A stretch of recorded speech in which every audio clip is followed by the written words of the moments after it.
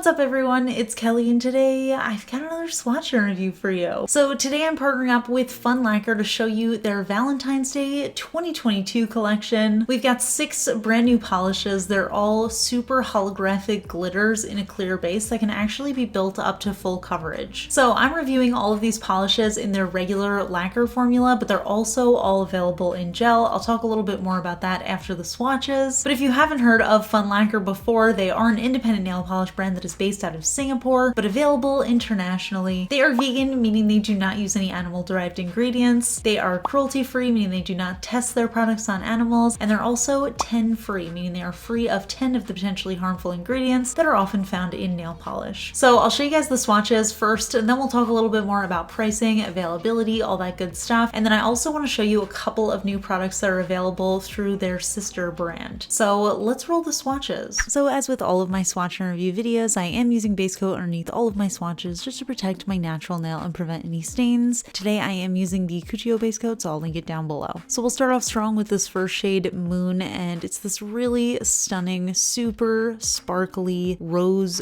gold holographic glitter, and it does reach full coverage on the nail. As you can see, even just in the first coat, it ended up covering up a lot of that bare nail, and once I applied the second coat, I felt like it ended up giving me enough coverage that I would wear this in 2 coats. I think it's just so incredibly sparkly. You can see just how holographic it is. We have so much glitter packed into that base that it looks really beautiful in 2 coats. I am going to show you a third coat on all of these just so you can see what it looks like as a full coverage manicure, but honestly, a lot of these I would just wear as 2 coaters. So here it is in 3 coats, and honestly, it's just so packed on. It really looks like I sponged this on, and it's just very impressive. Again, super sparkly, really gorgeous color. It's nice and soft of a color base, but it's paired with this super holographic sparkle that just makes it really fun. Next up, we have the shade Sweet, which is a really soft pink holographic glitter. Again, we get that full coverage glitter feel, and you can see even just in the first coat, I got so much coverage on the nail. I would definitely wear this as a 2 coater, but again, I am going to show you 3 just so you see what that looks like. Very impressive coverage here, very easy workable formula, and you know, glitter formulas can be super thick and gummy to work with, but I found that this one was pretty easy to move around on my nails. By the way, one really easy thing about glitter manicures like this, if you have a patchy area, you can just go in and dab on a little bit more. It's not going to look lumpy or anything because you're working with a clear base. So if you ever get that, you don't need to put on a full coat over that. You can just kind of dab on that little area, and then once it dries down, it'll look like it's in the same layer. So just a fun little hack for you guys. But here it is in 3 coats. Again, just super full coverage. You literally cannot see any of the nail underneath it, and I just thought that was very impressive. And again, I just really like that sort of soft color paired with that super loud hollow. Next up, we have the shade Playful, which is a really vibrant fuchsia hollow glitter, and I was actually really excited about this. The next few shades are super vibrant, saturated colors, and I feel like that's a little bit more rare with this kind of formula, so I was really happy to see them. This color in particular is just super pretty. It does have that holographic rainbow sparkle, but the color is so intense that there are a few hues that kind of stand out. So when you're moving around the nail, it looks like it shifts mainly from this sort of reddish color into this very deep, almost blue purple. So I think that's just a really fun kind of hollow to have on your nails. It's a little bit different from the usual. So it ended up looking good for me in 2 coats. I would honestly wear this as a 2 coater because I do like a little bit of visible nail line peeking through, but if you do want that full coverage, again, a 3rd coat will totally cover that up. And again, you just don't see any visible nail line in that 3rd coat. So very impressive formulas here that we're working with. Next up, we have the shade First Date, which is a very vibrant purple hollow glitter. And again, we have that really interesting thing going on here where when you look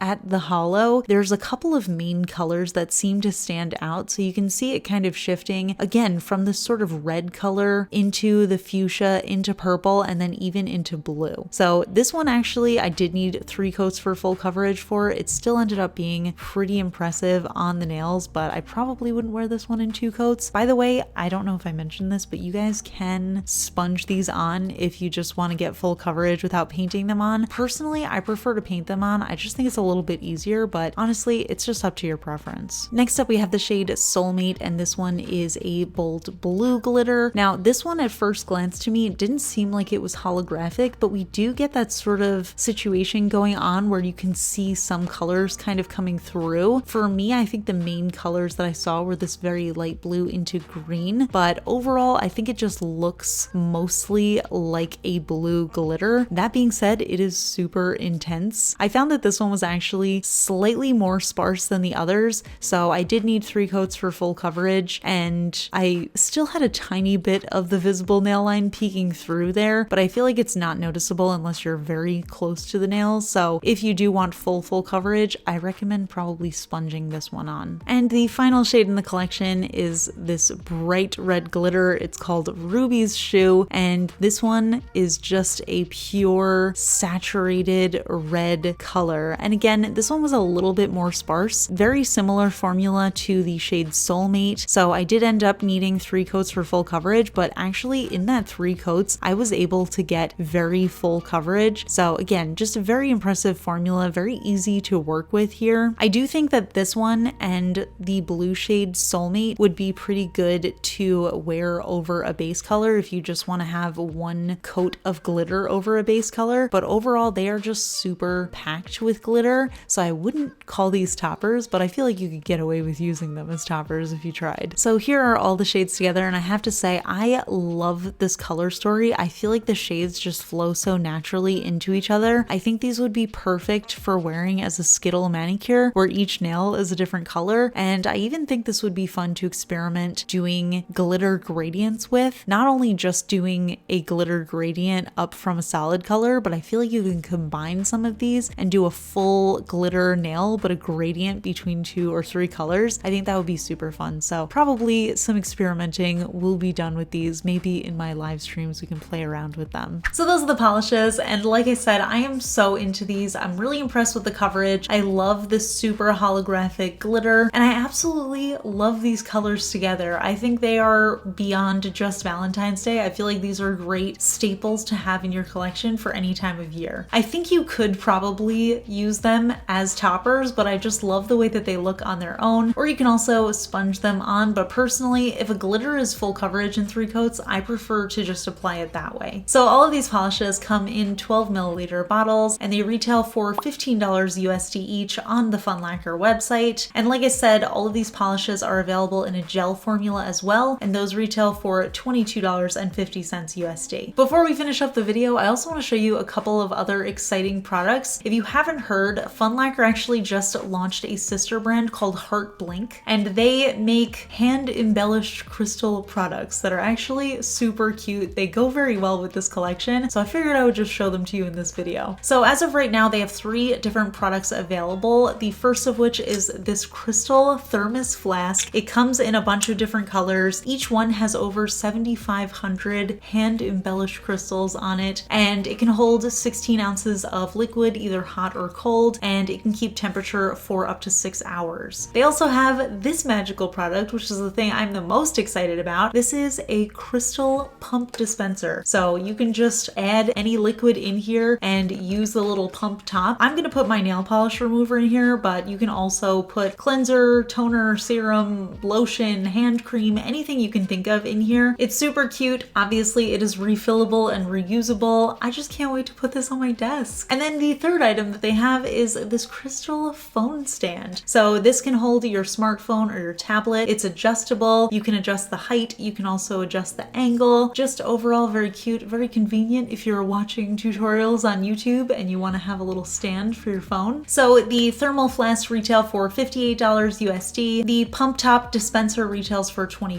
USD, and the phone stand retails for $29 USD. So I'm gonna link all of those down in the description for you guys. But yeah, I would love to hear what you think of this collection. What do you think of the polishes? Which color is your favorite? What do you think of the Heart Blink products? Let me know in the comments. We can chat about it. If you enjoy my swatch and review videos, please give this one a thumbs up. It lets me know I'm doing a good job. And if you're not already subscribed to my channel, please consider subscribing. I put out new videos every Tuesday, Friday, and Sunday. Huge shout out to my Cosmic Admirals on Patreon, Amanda M and Rocket Man's daughter. I really appreciate your support, and I'll see you guys in my next video. Bye. Today's fun fact question comes from Patreon Patreon supporter Anne-Marie, and Anne-Marie wants to know, what is your favorite thing about being on YouTube or Instagram, and what do you not like? I think without a doubt my favorite thing about having a social media presence is finding people around the world that are interested in the same stuff as me. I think it's just really cool to find my community and, you know, get to talk with a lot of like-minded people. I always think about that. I just think it's so crazy how technology has grown that you can just meet a person from across the world who loves the same things as you, and you can have a conversation in real time about it. So I just think that's really awesome.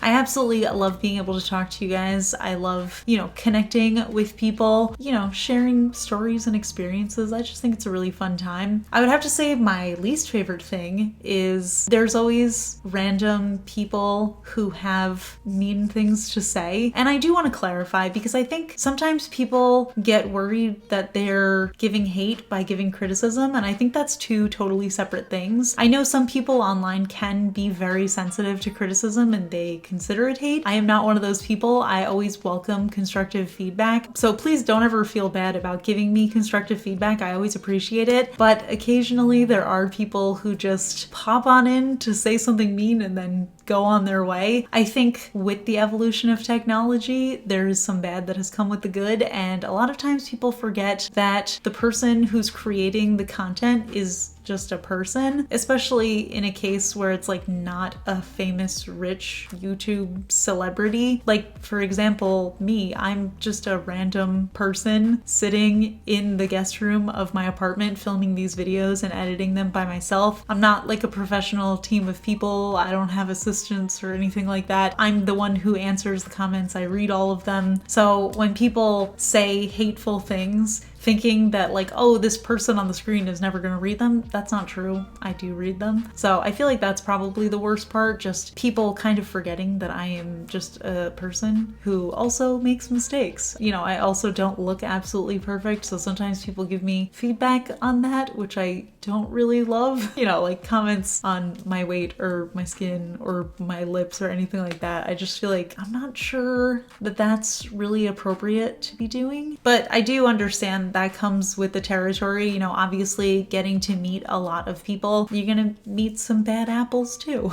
So in my opinion, it's definitely worth it. I would happily deal with hateful comments if it means that I get to have this community. So I'm totally fine with it. It's not something particularly bothers me, but it's just something that happens. So yeah, that's it. I'll see you guys in my next video. Bye.